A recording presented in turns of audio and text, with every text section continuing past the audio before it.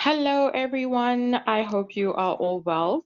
Welcome to today's session where we will be looking at the first part of Learning Unit 6, which is the chi-squared distribution. And we're looking at carrying out the chi-squared distribution test for a test of independence of association. So here I'm going to be looking at an example that contains a contingency table, which, as you know from Learning Unit 1, looks like this. And you'll see that I have listed out for you 5 steps that we're going to follow in carrying out a chi-square distribution test. And you'll also see that with a chi-square distribution test, it's pretty much identical to that of hypothesis testing from Learning Unit 5, where the 5 steps involved is to first state out your hypotheses.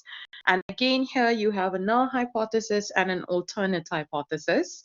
You'll find that as opposed to Learning Unit 5, you don't have to write out these hypotheses using scientific notation like we had in hypothesis testing. Here we can simply use words to write out our null and alternate hypotheses.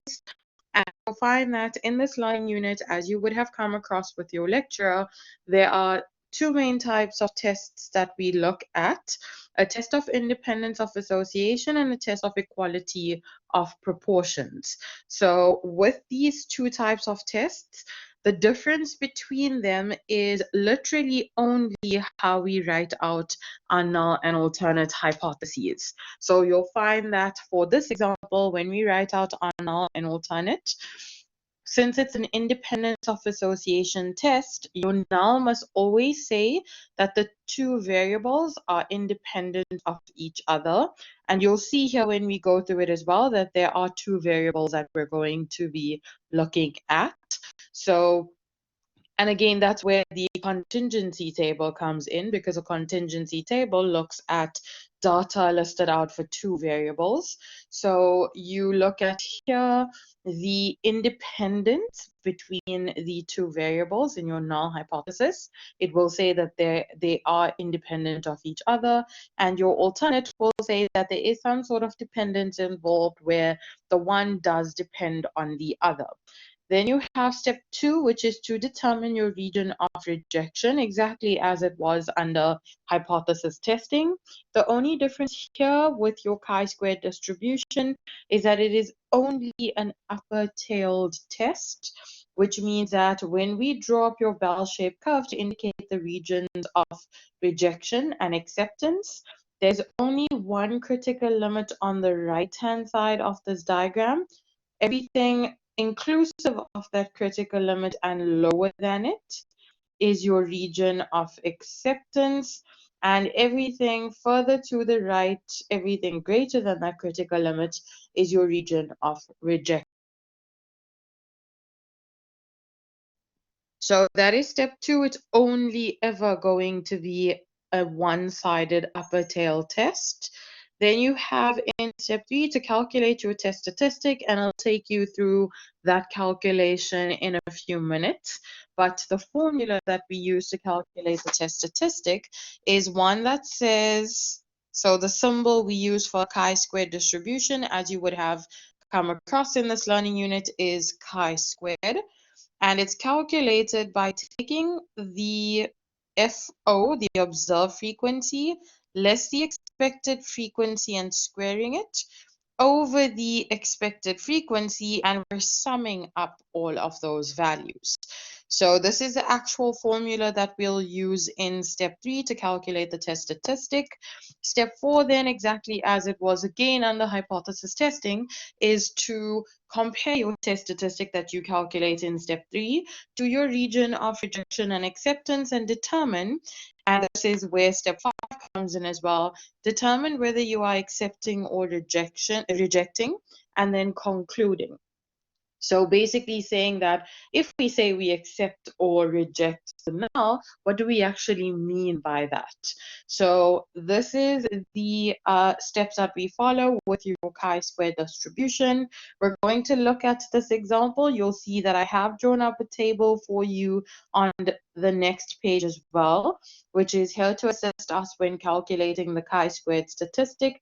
As I said, this is the formula that we use. It's the observed frequency less the expected frequency squared over the expected frequency, and then we sum all of those up to give us our chi-squared statistic. We'll also be working with, to determine our critical limits, table 3 of your appendix, which is called the chi-squared distribution table.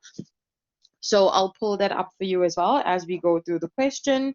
So let's have a look at this question. Remember, it is a test of independence of association. We are working with a two-way contingency table. So the information says to you that the manager of an ice cream parlor seeks to determine whether or not there is an association between gender and preference for ice cream flavor. So the two variables we're looking at here is a person's gender and then the ice cream flavor that they prefer. So they say to you that they carry out a survey with a sample of 130 customers. So N is equal to 130, which you will also always find in the last block on the right-hand bottom corner of this two-way table. It will always tell you what your sample size is. So this is your sample size, and then they've given you the findings in the table below. So as you can see, your gender is in the first column, male and female. Then you have the ice cream flavor, which is either chocolate, vanilla, or strawberry.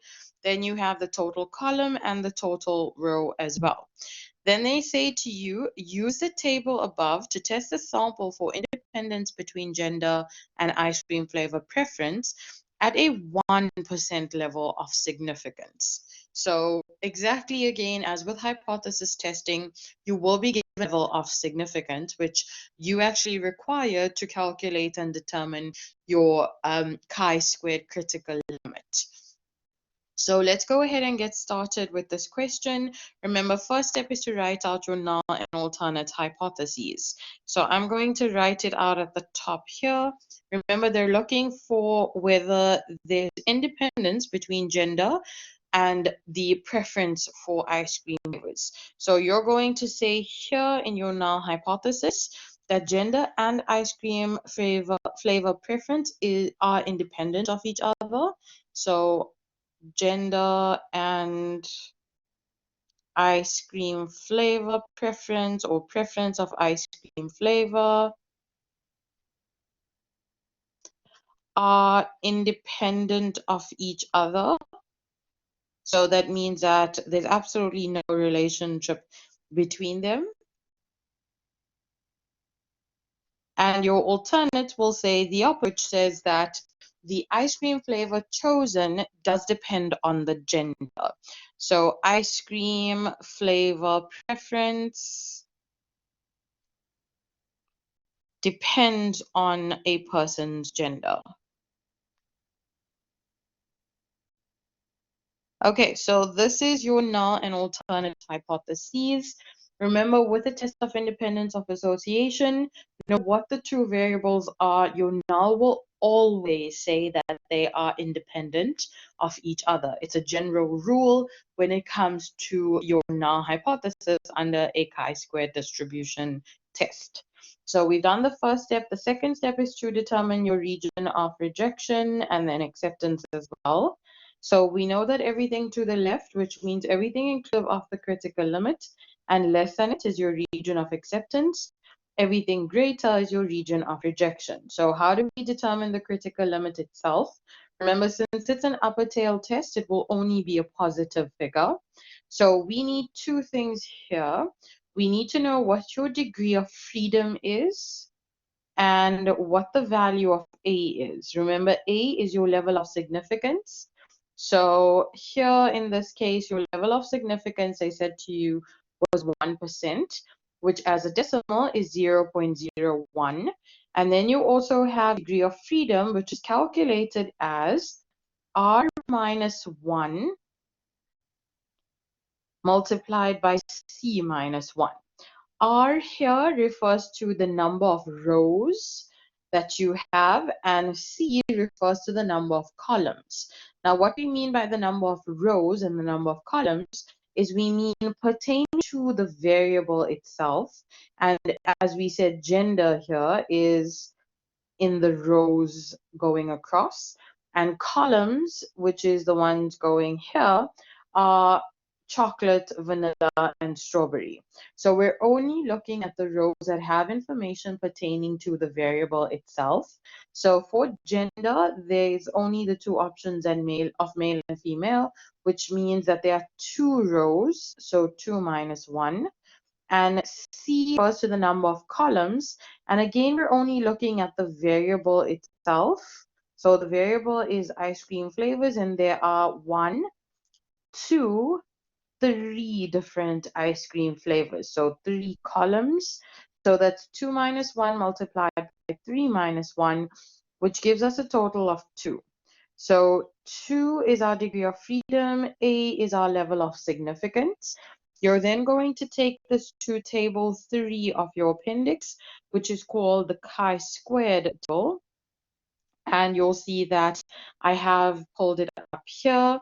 And we're looking for, remember, A is 0.01, and your degree of freedom is 2.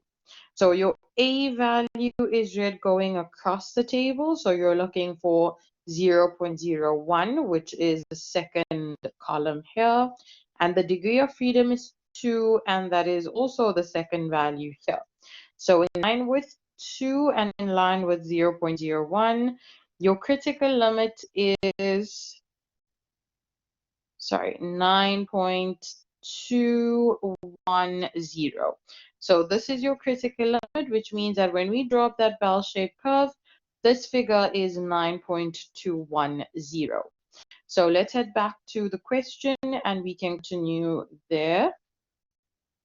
So I'm just going to rewrite here that your null will say that they are independent of each other, and your alternate will say that, as we said, ice cream preference depends on a person's gender.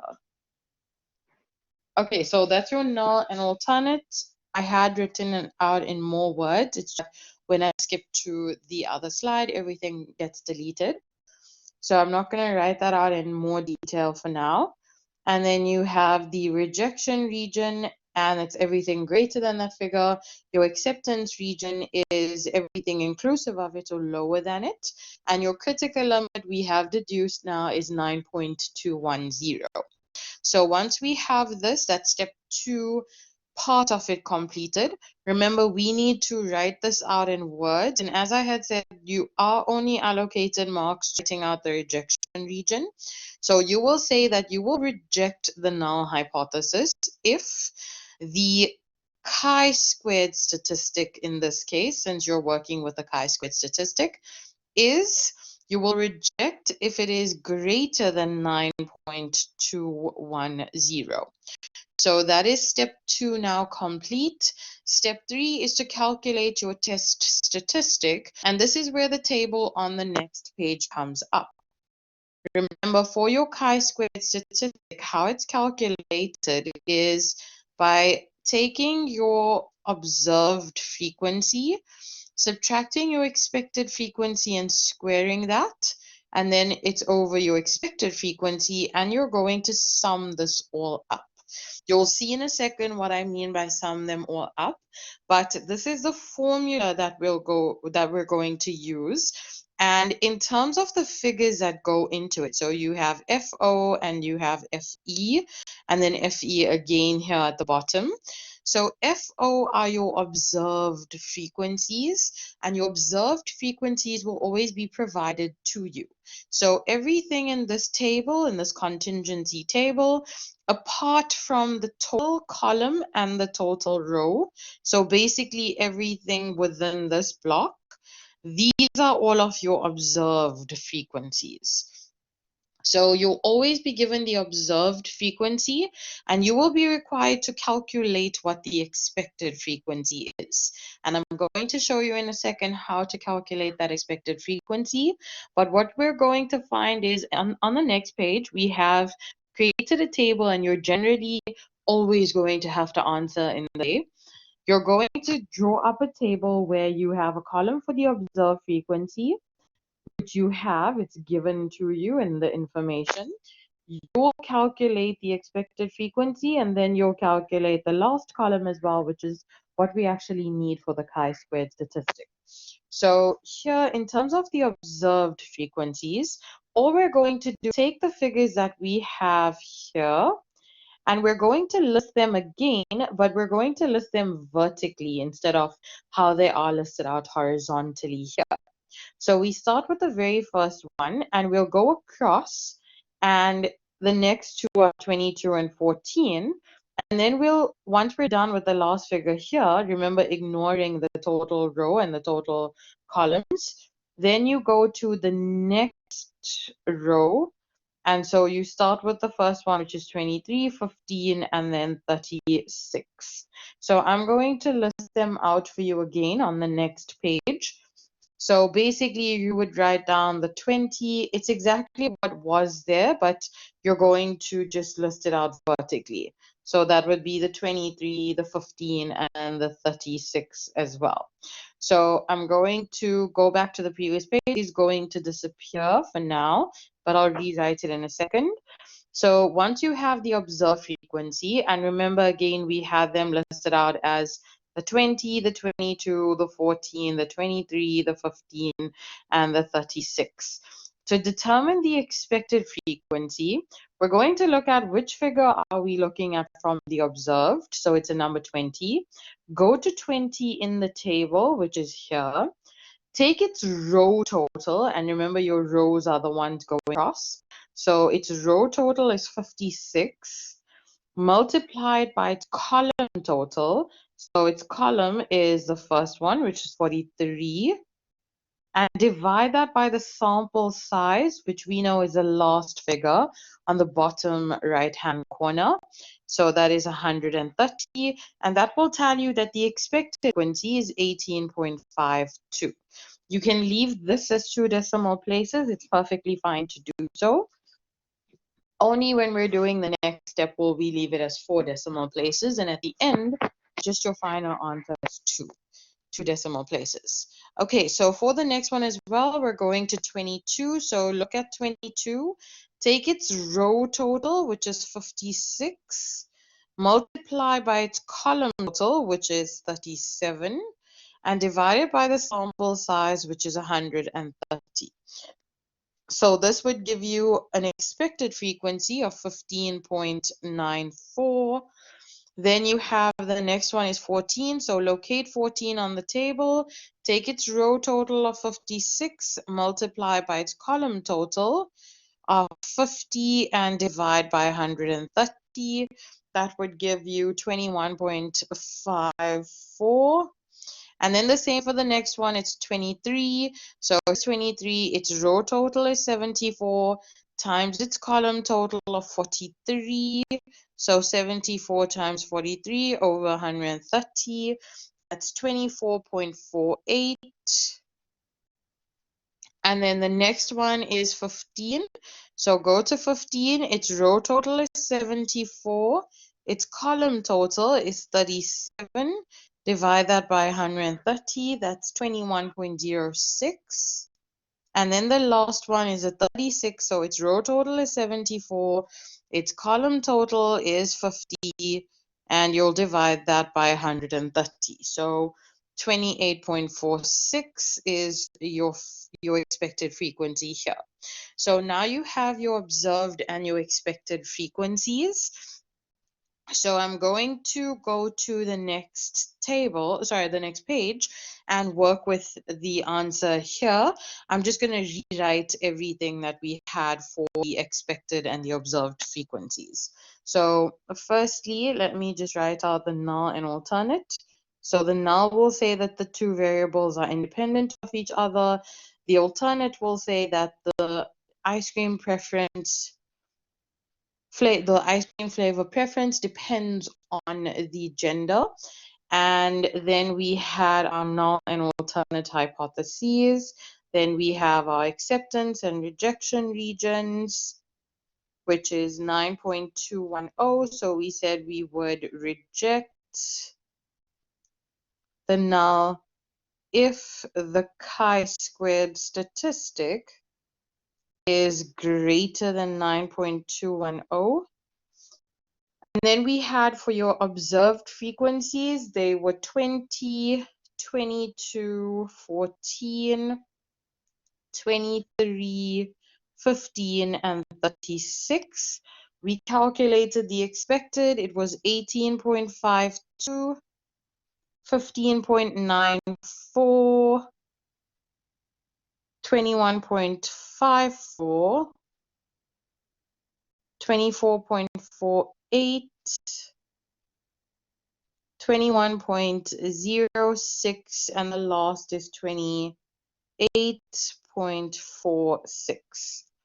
Okay, so we have our expected frequencies as well. Now we just have to calculate the last column, which is, as you can see, to take the observed frequency. So for instance, for the first two, it is to take the observed frequency of 20, subtract the expected frequency, its respective frequency, so in line with it, is 18.52, square it, and over the expected frequency, so its expected frequency again of 18.52, and then this would give you a value of 2 and I suggest leaving them as 4 decimal places here. Sorry, not 2 it is 0.1183. So 0.118. Don't worry about that. I'll rewrite it. 0.1183. Okay, so here I do suggest leaving it as 4 decimal places so that when you get to the final answer, you can round off to 2. 4 decimal places just allows for it to be as accurate as possible. So again, here for the next one, it would be your observed frequency of 22, for instance, minus its expected frequency of 15.94. Square that over the expected frequency of 15.94, and that would give you 2.3039. Then again, for the next one, it would be the 14 minus its respective expected frequency is 21.54. Square that over the expected of 21.54, and that would be 2.6394. The same for the next, it would be 23 minus the 24.48, and you'll square that. And then it's over the 24.48, which would be 0.0895. Then you have the 15 minus the 21.06, you'll square that, and then it would be over 21.06, which is 1.7438.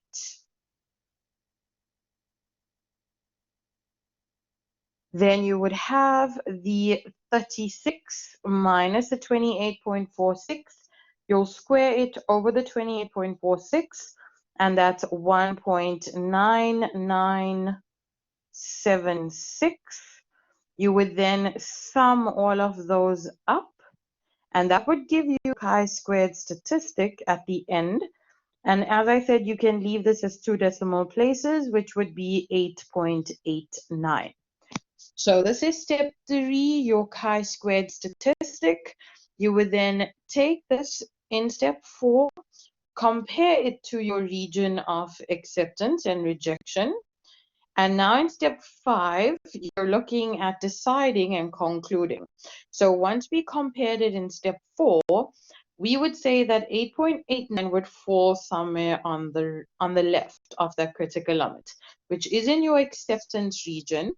So you would say that therefore we do not reject the null hypothesis, And then to conclude, you'll say that this indicates, so which indicates that, and now to determine exactly as we had in Learning Unit 5, what we mean when we say we do not reject the null hypothesis or that we do reject the null hypothesis, we look at what the null and alternate hypotheses say. If you're saying that we do not reject the null, we're saying that this is true, which as you can see says that these two variables are independent of each other. So this indicates that gender and ice cream preference are independent of each other.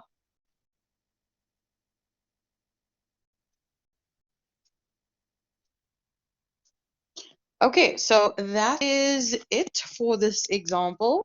Naturally, a bit of work that goes into it in terms of having to calculate the chi-squared statistic.